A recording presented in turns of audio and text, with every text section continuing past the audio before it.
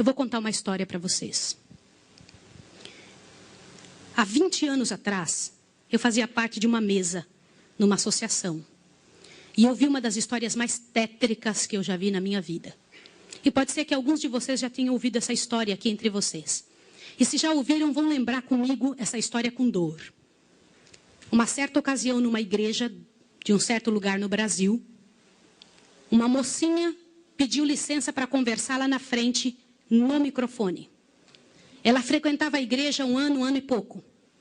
E ela pegou o microfone da mão da moça que estava terminando a escola sabatina e falou: eu tenho que contar para vocês um pecado meu.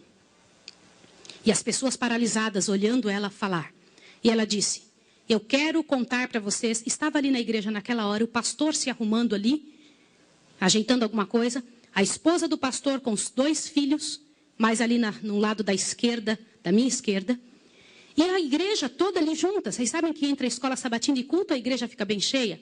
E ela disse: eu tenho que contar o meu pecado para vocês. E o pecado que eu tenho que contar é que eu sou amante do pastor. Na hora que ela disse isso, a esposa do pastor desmaiou ali na hora. E os filhos correram para acudir. E o pastor veio para ela e falou assim: o que você está falando? Você enlouqueceu? Que isso, menina? Ela falou: eu tinha que contar, eu preciso resolver meu problema. Eu preciso salvar a sua alma. Eu preciso resolver você. Os danitas, eles sempre usam essa: cuidado, eu preciso ajudar. Sempre usam a palavra da ajuda, viu? E naquele momento a igreja toda ficou em alvoroço. Eu não preciso dizer que não houve culto. Não houve culto. Não conseguiram fazer o culto. A esposa do pastor foi levantada dali, foi levada lá para fora. O pastor não sabia o que fazer. Começou a dizer: irmãos, por favor, isso é um grande mal entendido. Ela dizia: não é, meu bem. Eu precisava dizer, eu tenho que salvar você e tenho que salvar mim. E ela foi levada para um quartinho, a esposa do pastor foi atrás e começou a conversar com ela, e falou com ela, e foi um alvoroço muito grande. E ela disse: olha, eu vou te provar que isso é verdade. Nós combinamos que ninguém nunca ia saber, foi uma coisa muito bem feita, mas eu preciso te contar. E falou para a esposa do pastor: prestem bem atenção no que eu vou dizer. Falou: só tem uma maneira de você me acreditar, vem aqui.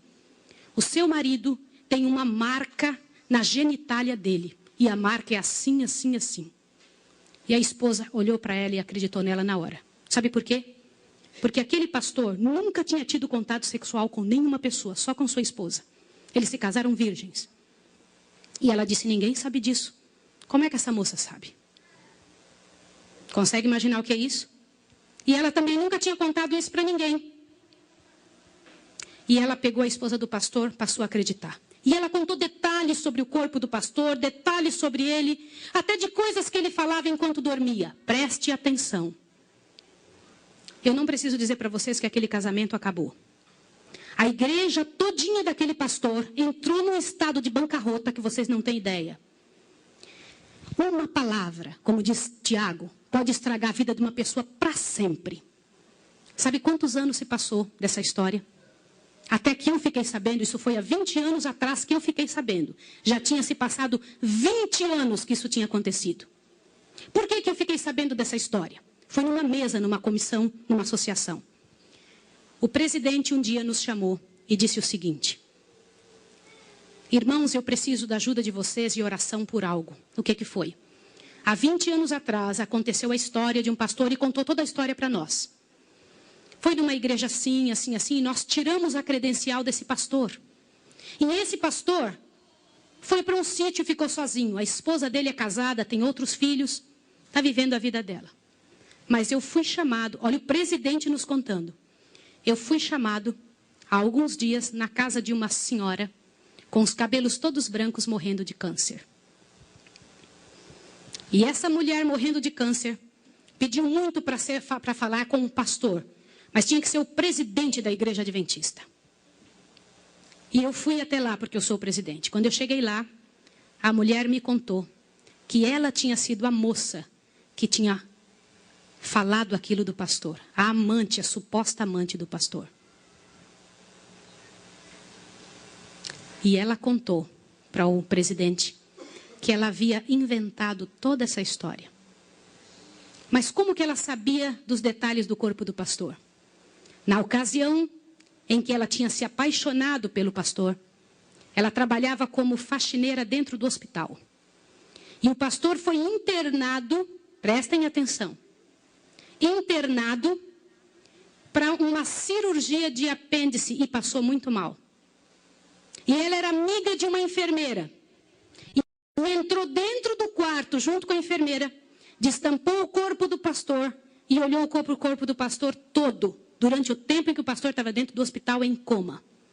E quando o pastor falava algumas coisas, ela ouviu o que o pastor falou e ela olhou os detalhes do corpo do pastor e guardou. Satanás plantou na cabeça dela 1 ano e ela formulou e acabou com a vida do pastor. E o presidente pegou uma credencial, foi lá no sítiozinho onde o pastor o coitado daquele pastor, o caluniado, estava. E ele chegou para ele e falou, junto com uma comitiva dos irmãos: pastor, eu vim aqui te entregar a sua credencial de novo, nós descobrimos que era mentira. Sabe qual foi a resposta do pastor, irmão? O pastor disse assim: vocês me devolvem minha família e meus filhos também? Vocês me devolvem minha reputação? Se vocês não devolverem junto, eu prefiro ficar aqui. E esse pastor, uns dias atrás, eu soube que ele morreu lá naquele lugar. Quem foi a assassina daquele pastor? Não foi só aquela mulher, foram todos que falaram junto.